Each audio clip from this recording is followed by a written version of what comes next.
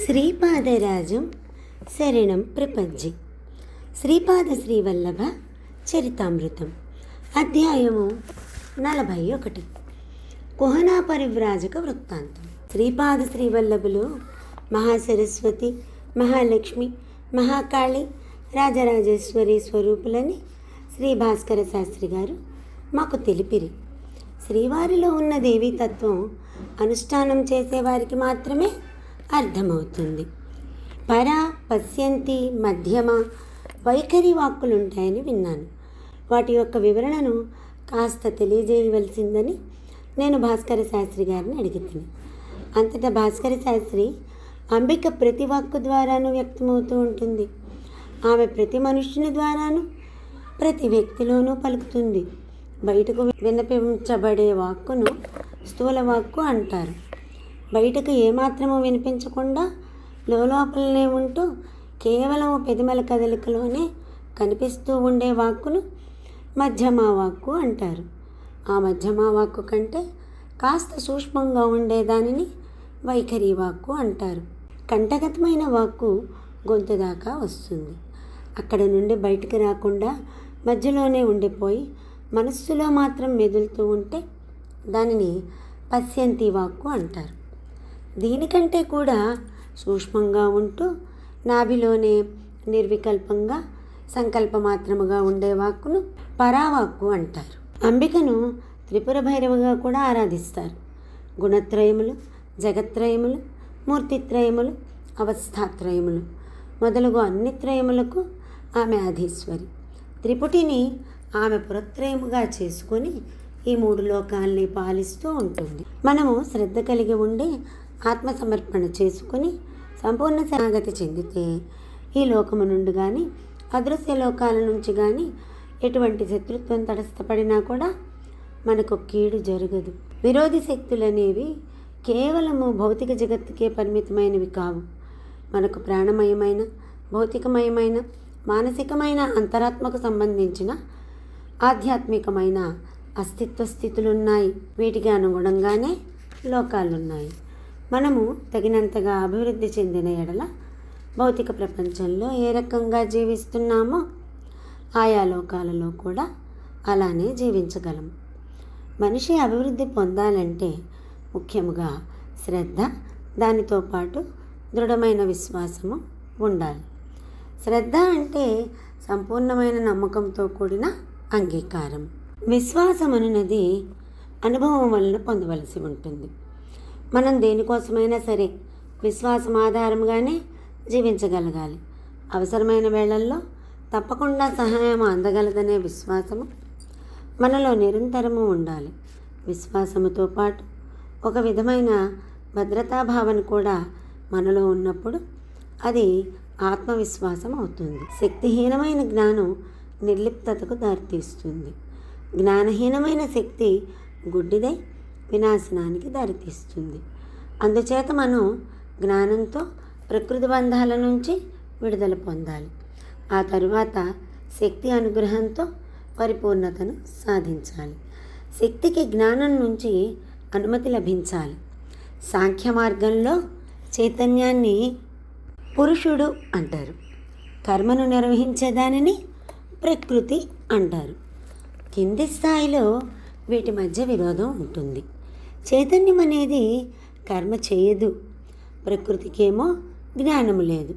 ఈ రెండు కలిసినప్పుడే సృష్టి అనేది జరుగుతుంటుంది. ఈ రెండింటికి కూడా వికలత్వం ఉంది. చైతన్యము చూస్తే కుంటిది, ప్రకృతి చూస్తే గుడ్డిది. లోకంలో గుడ్డితనం, కుంటితనం ఈ స్థితిలో ఉన్నాయని తెలియజేయడానికే శ్రీపాదుల వారు జన్మించిన కుటుంబంలో ఒక సోదరుడు గుడ్డివాడు, ఒక సోదరుడు కుంటివాడు. చైతన్యము కుంటిది, ప్రకృతి గుడ్డిది అనడానికి ఈ రెండు ప్రతీకలే. ఉన్నత స్థాయికి చేరినప్పుడు చైతన్యము, ప్రకృతిలు ఈశ్వరుడు, ఈశ్వరి అని పిలువబడతాయి. అప్పుడు ఈ రెండిటికి విరోధం ఉండదు. శ్రీపాదుల వారు దానికి తగిన యోగ సమయం, యోగకాలం వచ్చాయి అని అనుకున్నప్పుడు తన సోదరులకు కుంటితనాన్ని, గుడ్డితనాన్ని పూర్తిగా రూపుమాపారు. లోకంలోని గుడ్డితనాన్ని, కుంటితనాన్ని రూపుమాపే బృహత్తర కార్యక్రమానికి సూచనగానే వారు ఈ పని చేసిరి. అతీతమైన స్థాయిలో ఉన్నప్పుడు ఇవి అనగా చైతన్యము, ప్రకృతులు బ్రహ్మ, మాయ అని పిలువబడతాయి.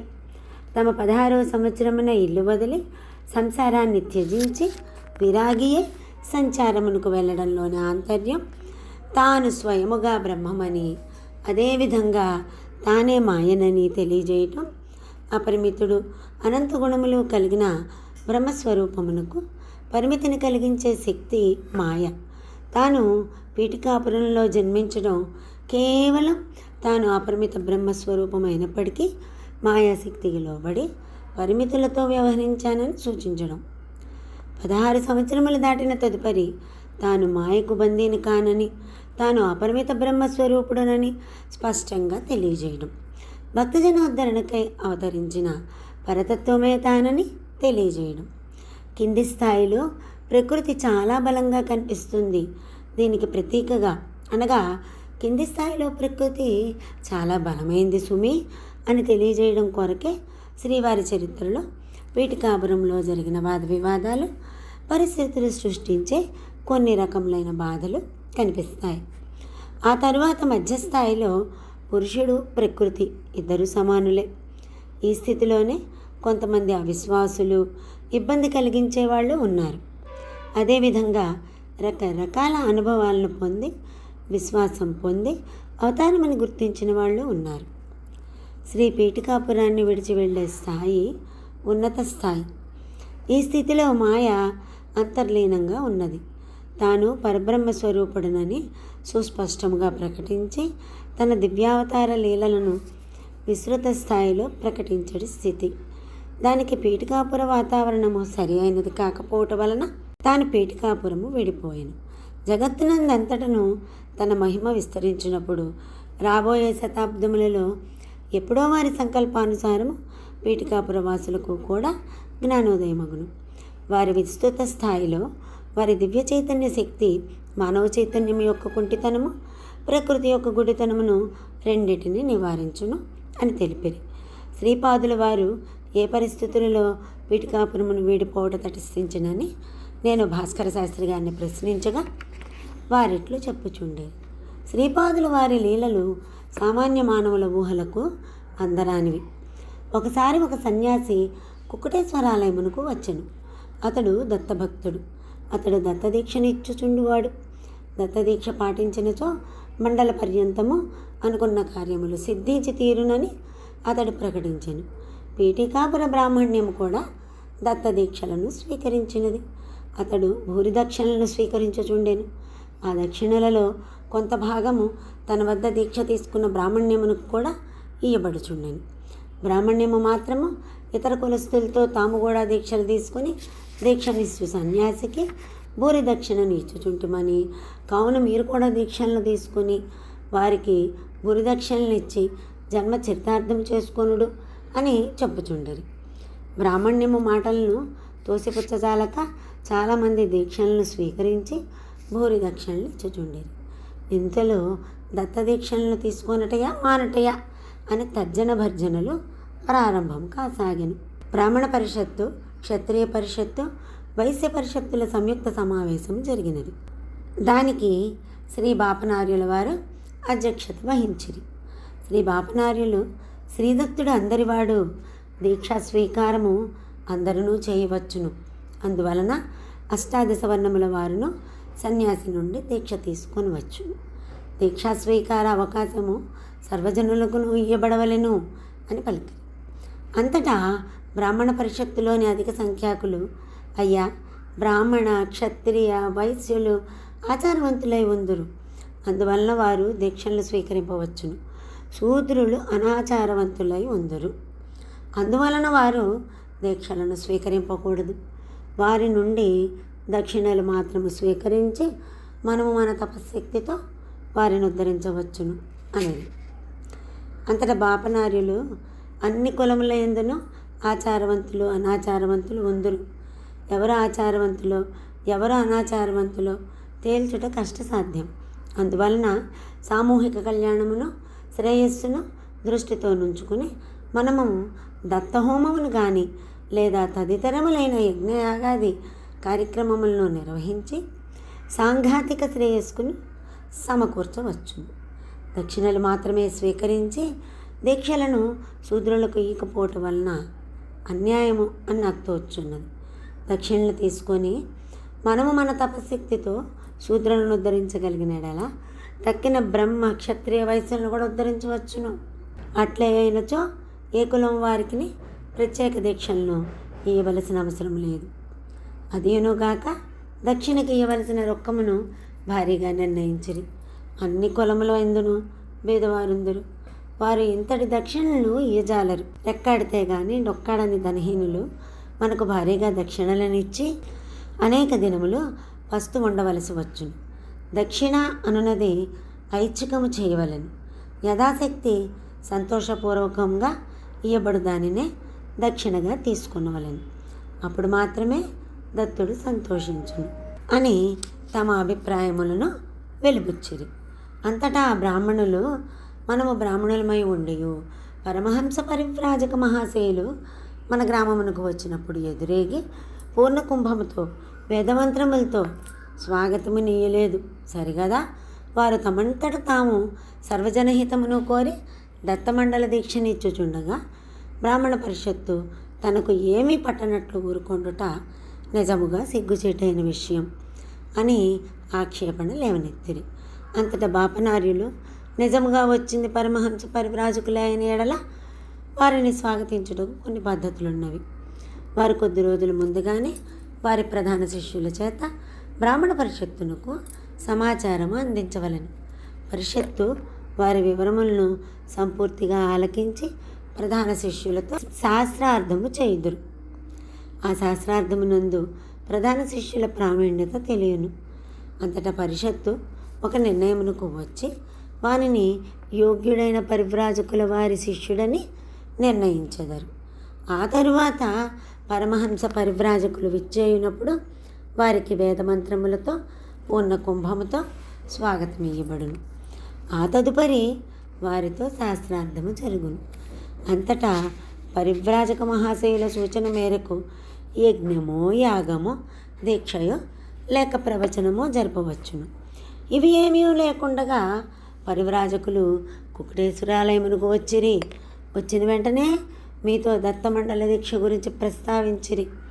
అంతేకాకుండా భూరి దక్షిణల్ని ఇవ్వవలసినదని కోరిరి. ఇవి మన నియమాలకి విరుద్ధములుగా జరిగిన విషయములు కాదా అని ప్రశ్నించిరి. అంతటా ఆ బ్రాహ్మణులు నియమములు ఉల్లంఘించబడినవా లేదా అని చర్చించుటకు ఇది సమయము కాదు. కావున మీరును మీ అల్లుడు గారైన అప్పలరాజు శర్మయ్యను దీక్షలను స్వీకరించి దక్షిణలను ఇచ్చెదరా లేదా అని అడిగిరి. అంతటా బాపనార్యులు మేమిద్దరము సామూహిక శ్రేయస్సు కొరకు దీక్షలు చేపట్టువారమే కానీ వ్యక్తిగత శ్రేయస్సు కొరకు దీక్షలను చేపట్టువారము కాదు.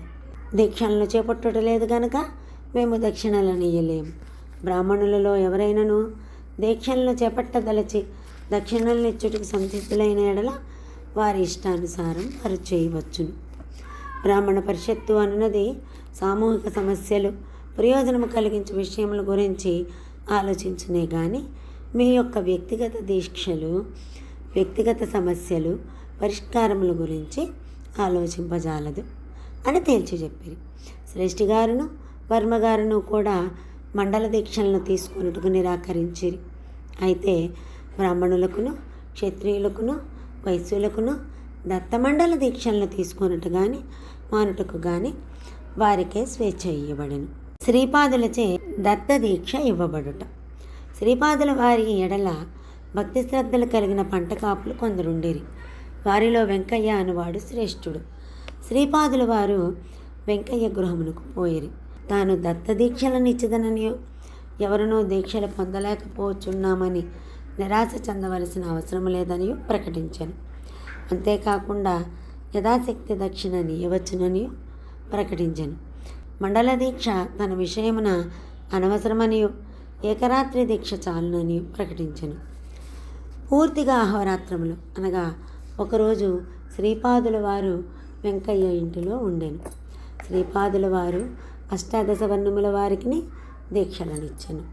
ఈ దీక్షలను తీసుకొని వారిలో కొందరు బ్రాహ్మణులు, క్షత్రియులు, వైశ్యులు కూడా ఉండిరి. శ్రీపాదుల వారు తానే దత్తుడనని ప్రకటించుట. శ్రీపాదుల వారు బాహాటముగా తాను శ్రీదత్తుడనేనని బయటకు వచ్చినది ఈ రోజునని. ఆ రోజు దత్తప్రభువునకు అత్యంత ప్రీతిపాత్రమైన గురువారము కూడా అయి ఉండెను. తాను దీక్షనిచ్చిన వారందరికీ తన మంగళమయ ఆశీర్వాదములు ఇచ్చి వారి చేత భజన చేయించి తానే శ్రీదత్తుడననియు తన విస్తృత కార్యక్రమము తన కొరకు వేచి ఉన్నదనియు తనను స్మరించినంతనే తాను ప్రసన్నుడనై తన భక్తుల కోరికలను తీర్చదననియు ప్రకటించెను. ఆ తదుపరి అనగా శుక్రవారం రోజు ఉషకాలమున శ్రీపాదుల వారు నరసింహవర్మ గారింటికి పోయిరి. అచ్చట శ్రీపాదుల వారికి మంగళ స్నానము చేయించబడెను. కేవలము ఒక అరటిపండును మాత్రము వారు స్వీకరించిరి. దానిని నరసింహవర్మ ఇంట ఉన్న గోమాతకు ఇచ్చిరి. ఆ తదుపరి శ్రీ పైండా వెంకటప్పయ్య శ్రేష్ఠి గారి ఇంటికి వచ్చిరి. అచ్చట వారికి మంగళ స్నానము చేయించబడెను. శ్రీపాదుల వారు వారి ఇంట నుండి వెన్న, పాలు, మజ్జిగ, మీగడ స్వీకరించిరి. తన భక్తులు తనను పిలుచుచున్నారనియు పీఠికాపురమును విడిచిపెట్టి వెళ్ళి సమయము ఆసన్నమైందనియు తెలిపిరి. ఆ తదుపరి వారు తమ తాతగారైన బాపనార్యుల వారి ఇంటికి వచ్చిరి. వారు అచ్చట కూడా మంగళ స్నానము చేసిరి. తాను సాక్షాత్తు దత్తుడననియు శ్రీపాద శ్రీవల్లభ రూపము కేవలము మాయాస్వరూపమనియు బాధాసర్పదష్టులు, ఆదివ్యాధి పీడితులు తనను ఆవేదంతో పిలుచున్నారనియు తాను సుస్పష్టముగా దత్తుడనని ప్రకటించి తన దివ్యలీలల ద్వారా లోకమును ఉద్ధరించడి కార్యక్రమము ప్రారంభింపవలసి ఉన్నదని వారు తెలిపిరి. ఆ తదుపరి తమ నిజగృహమునకు విచ్చేసిరి. తల్లిదండ్రులు శ్రీపాదుల వారి వివాహ విషయం ప్రస్తావించగా వారు, మాత, నేను ఇదివరకే చాలాసార్లు తాతగారికి, శ్రేష్ఠి తాతగారికి, వర్మ తాతగారికి అనగా లక్ష్మీ సమేతుడినే దర్శనమిచ్చి తిని ఆ దివ్య దంపతులకి వెళ్ళే విలాసములతో శ్రేష్ఠి గారి చేలలోను, వర్మగారి చేలలోను, మామిడి తోపులలోను తిరుగుచుండటను చాలామంది చూచిరి. ఇదిగో నా యొక్క అనఘాలక్ష్మి సమేత అనఘా స్వరూపం, నా యొక్క దివ్య భవ్య మంగళమయ స్వరూపమును వీక్షింపుడు. వివాహ ప్రస్తావన వచ్చిన ఎడల నేను గృహమును విడిపోయేదనని అవధూత రూపమును వచ్చినప్పుడే చెప్పి ఉంటిని అని సవినయముగా మనవి చేసిరి. ఆ మంగళమయ స్వరూప దర్శనము ఇచ్చిన తదుపరి వారు తన అన్నలిద్దరినీ స్పృశించిరి. శ్రీపాదుల వారి అమృత దృష్టి వలన తమ సోదరుల యొక్క అంగవైకల్యము హరించబడినది. సుమతి మహారాణియు అప్పలరాజు శర్మయు నిశ్చేష్టులై ఉండిరి. ఏమీ మాట్లాడుకును వారికి నోటమాట రాకుండాను. ఇంతలో అమ్మమ్మగారైన రాజమాంబయు, తాతగారైన బాపనార్యుల వారును, పైండా వెంకటప్పయ్య శ్రేష్ఠియును, వారి ధర్మపత్ని వెంకట సుబ్బమాంబయును, నరసింహవర్మ గారును, వారి ధర్మపత్ని అమ్మాజమ్మ గారును అచ్చటికి వచ్చి ఉండరి. అందరి తోడను కులాసాగా నవ్వుచు వినోదముగా మాట్లాడిరి. అంతటి సుమతి మహారాణి, నాయనా, అన్ని బాకీలు తీర్చిపోతున్నానంటివి కానీ పైండా వారి పాలబాకి, వచ్చవాయి వారి పాలబాకి, మల్లాది వారి పాలబాకి నీవు తీర్చలేవు అనెను. శ్రీపాదుల వారు అంతర్ధానమగుట. అంతట శ్రీపాదుల వారు తమ తల్లిని ఉద్దేశించి, అమ్మా, నీవు అన్నమాటను నేను కాదనటలేదు. ఈ 3 వంశముల వారును నన్ను మరవక ఉండనంతకాలము నేను వారిని మరవక ఉండదను. నన్ను మర్చిపోయినను వారికి నేను గుర్తు చేసేదను. హింసించి అయినను వారి చేత సేవ చేయించుకొని ఫలితమిచ్చేదను. నీ పుట్టింటి వారింట ప్రతి తరమునందును ఎవరో ఒకరింటికి వచ్చి భోజనము చేసి వెళ్ళదను. అయితే దక్షిణను తీసుకొనను. నీ పుట్టింటి వారు నన్ను వాత్సల్య దృష్టితో తమ మేనల్లునిగా భావించదరని నాకు తెలియను. నేను కూడాను ఈ మానవీయ సంబంధమును మన్నించుచు బుద్ధిమంతుడైన మేనల్లుడుగానే ప్రవర్తించదను. ఇంతకంటే నీ పుట్టింటి వారికి ఏమి కావాలేను అనియో తమ తండ్రిని ఉద్దేశించి, మన గండికోట వారి వంశమునందు వేదము చాలా కాలము వరకు నిలిచి ఉండును. నా అన్నదమ్ములిద్దరును మంచి వేద పండితులయ్యెదరు. గండికోట వారు నన్ను మరువనంత వరకు నేను కూడా వారిని మరువను. శ్రీధర శర్మ ఒకానొక జన్మమున సమర్థ రామదాసనుడి మహాపురుషునిగా జననమంది ఛత్రపతి శివాజీ అనడి పేరున జన్మకు వచ్చిన నరసింహవర్మకు గురుత్వము వహించును. ఈ విధముగా మన పౌరహిత్య బంధము స్పష్టీకరణము గావించబడుచున్నది. రామరాజు శర్మ శ్రీధరనామమున జన్మించి మహాయోగి అగును. శ్రీధరుని శిష్య పరంపరచే పీఠికాపురమున నా పేరిట మహాసంస్థానం ఏర్పడును. పైండా వెంకటప్పయ్య శ్రేష్ఠి గారితో మనకున్న రుణానుబంధము స్థిరీకరించబడును. అంతేకాకుండా తదుపరి వచ్చవాయి వారు రాగలరు అని అభయమిచ్చిరి. సావిత్ర పన్నము పఠించబడెను. శ్రీపాదుల వారికి వేదమన్న ప్రాణము. వేదపఠనము జరుగుచుండగా వారు అందరూ చూచుచుండగానే అంతర్హితులైరి. శ్రీపాద శ్రీవల్లభులకు జయము జయము. దిగంబరా దిగంబర శ్రీపాదవల్లభ దిగంబరా శ్రీపాదరాజం శరణం ప్రపద్యే.